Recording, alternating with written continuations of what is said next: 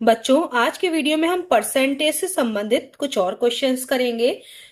यदि प्रथम श्रेणी के लिए 60% अंक चाहिए, वह रोहित को मिले हैं 390 अंक, ठीक है। और प्रथम श्रेणी के अंकों के लिए 30 अंकों की कमी रह गई, यानी उसको मिले 390। अगर उसको 30 अंक और मिल जाते तो 60% हो जाते और तब वो पास हो जाता प्रथम श्रेणी से, ठीक है। तो अब क्या करना है, पूर्णांक क्या था, तो मान लेते हैं माना पूर्णांक, ठीक है, x। ये हो गया। उसे प्रथम श्रेणी के लिए कितना चाहिए था, x का 60% होता है ना, तो प्रथम श्रेणी में आ जाता। और उसको मिले हैं 60% होने में, यानी प्रथम श्रेणी के अंकों में 30 अंकों की कमी रह गई और रोहित को मिले 390। 390 उसको मिले, अगर 30 और मिल जाते तो वो पूर्णांक का 60% हो जाता और वो प्रथम आ जाता। तो इसका मतलब x का 60% किसके बराबर है, 390 प्लस 30 अंकों की जो कमी रह गई। अगर इन दोनों को जोड़ दे तो ये 60% के बराबर हो जाएगा ना, क्योंकि उसे 390 मिले। अगर उसे इसकी जगह पे कितने मिल जाते, 420 मिल जाते, तो वो क्या होता, पूर्णांक जितना x है उसका 60% हो जाता। तो x की वैल्यू निकालनी है पूर्णांक। तो x गुणा 60% का मतलब 60/100, ये तो आप जानते ही हैं। जीरो से यहाँ पे जीरो काट दीजिए। अब क्या हो जाएगा, इधर भी देखिए, यहाँ ऊपर नीचे कटेगा कटेगा, जबकि एक ही तरफ है, ध्यान दे रहे हैं, एक ही तरफ है, तो आपने ऊपर नीचे काटा, यानी अंश और हर में। और अगर बराबर की इस तरफ है तो अंश और अंश को काट सकते हैं। 6 सत्ते 42, जीरो हो गया कि नहीं, यहाँ पे देखिए, 6 सत्ते 42 और एक जीरो हो गया 70।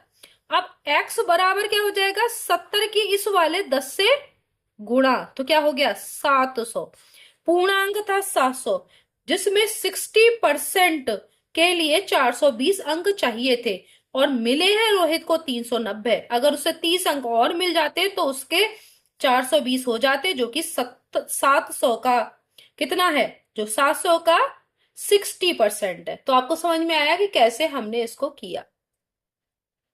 अब 250 अंकों में से, तो देखिए 250 अंक, कुल अंक कितने हैं, 250।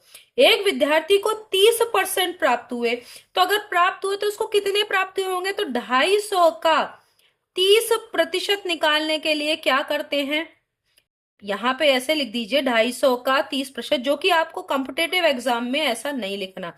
250 का 30% का मतलब आपको मैंने बताया था, दो जीरो काट दीजिए, 25 या 75 डायरेक्ट आ जाएगा, ठीक है। ये अगर देखिए हम दो जीरो काटते हैं, परसेंटेज का चिन्ह हटाते हैं, तो ये 75 हो गया। करके भी देख लेते हैं, तो 30% का मतलब 30/100, दो जीरो कट गए, देखिए 75 ही आ रहा है कि नहीं आ रहा, तो सीधे भी आप निकाल सकते थे।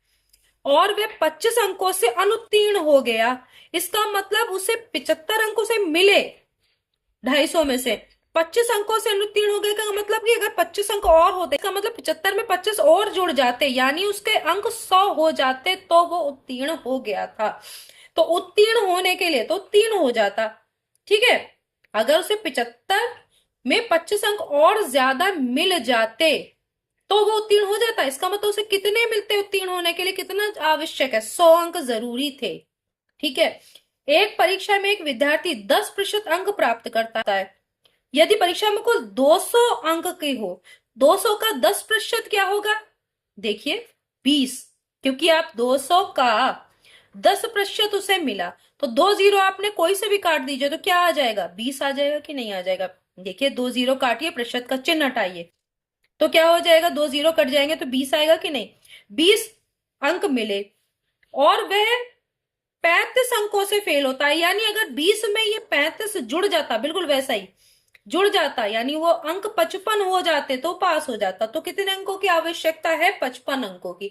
तो बहुत आसान है, लेकिन आपको बस इसकी भाषा इतनी बड़ी सी लिखी है, जबकि इसका आंसर आप ओरल निकाल सकते हैं। क्योंकि देखिए 200 का 10%, दो जीरो काटेंगे तो 2.20 हो गया कि नहीं हो गया, और उसमें क्या किया, 20 नंबर पास होते हैं, उसे 20 नंबर से मिलते हैं, और 35 से फेल हो रहा है, तो इसका मतलब उसे 55 नंबर जरूरी थे। तो बहुत आसान सवाल था, लेकिन आपको इसकी भाषा से आप ये घबराइएगा नहीं कि बहुत बड़ा सा है। अगला, एक परीक्षा में 2 पेपर हैं जिनमें पास होने के लिए दोनों पेपरों में कुल 36% प्रत्येक में चाहिए, यानी पहले पेपर में आपको चाहिए 36%, 2 पेपरों में, और दूसरे में भी आपको चाहिए 36%। कुल कितने चाहिए? 72% अंक। शीला ने पहले में 30% प्राप्त किए, तो उसे पास होने के लिए दूसरे में कितने चाहिए?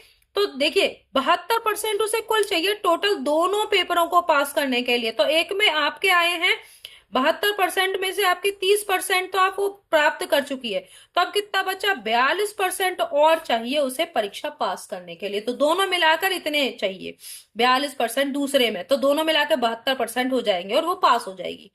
एक संगीत समारोह में प्रथम श्रेणी के 15% टिकट आरक्षित है, सारे टिकट बिक गए।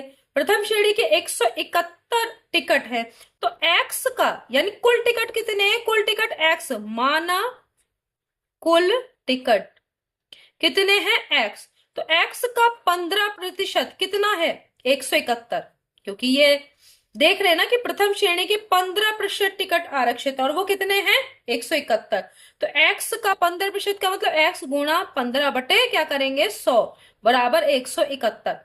देखिए अगर कुछ कट सकता है तो काट लीजिए, देखिए कट भी रहा है, 5 से काटेंगे, 5 या 15, 5 दूनी 10 और 0, ठीक है। 3 से इधर कटेगा, देखिए ऊपर नीचे, इधर एक ही तरफ है तो ऊपर नीचे यानी अंश और हर में काटेंगे, और आमने सामने बराबर का अगर निशान है तो आमने सामने भी काट सकते हैं, यानी आप अंश और अंश में काट सकते हैं।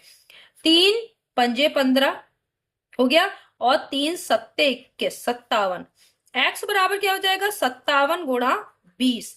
तो आप देखिए 0, 2 सत्ते 14, 2 पंजे 10 और 1 11, 1140 कुल टिकट थे। समझ में आ गया कितना आसान है ये?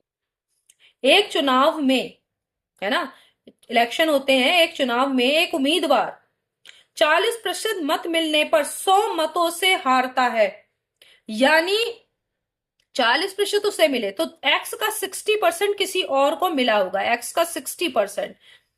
अगर उसको कितने मिले? उम्मीदवार को एक्स का 40%। अगर उसे 100 मत और मिल जाते तो ये बराबर हो जाते ना, वो हारता नहीं। तो इसका मतलब क्या? एक्स का 60% किसके बराबर है? जो उसे एक्स का 40% मिला प्लस 100 मत, क्योंकि अगर 100 मत एक्स का 40% तो उसे मिला, अगर उसे 100 और वोट मिल जाते तो ये दोनों चीजें बराबर हो जाती कि नहीं? क्योंकि भाई उसे एक्स का 40% मिला, इसका मतलब एक्स का 60% किसी और के पास होगा, और वो किसके बराबर हो जाएगा? एक्स का 60%। अगर उसे, तो वो हारता नहीं अगर 100 मत उसे मिल जाते हैं, तो इसका मतलब एक्स का 40% प्लस 100 बराबर किसके है? एक्स का 60% के। अब एक्स का 60% क्या होगा? एक्स गुणा 60/100। यहां क्या होगा? एक्स गुणा 40/100 प्लस 100, ठीक है। अब क्या होगा? यहां से एक एक जीरो काट दीजिए, यहां भी एक जीरो काट दीजिए, आसान हो गया। एक्स 6x/10 माइनस ये देखिए 4x/10 इधर ले आइए और यहां हो गया 100। अब इसे आसान है, नीचे तो आपका 10 आएगा, ऊपर क्या आएगा? 6x माइनस 4x बराबर 100। तो यहां पे क्या हो जाएगा? 2x। इसका मतलब क्या है? 2x/10 बराबर 100। इसका मतलब क्या है?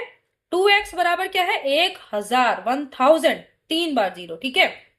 तो x बराबर क्या हो गया? 500। भाई देखिए 2 से काटेंगे 1000 को तो कितना हो गया? 500 आ रहा है, यानी टोटल कुल संख्या कितनी थी मतों की?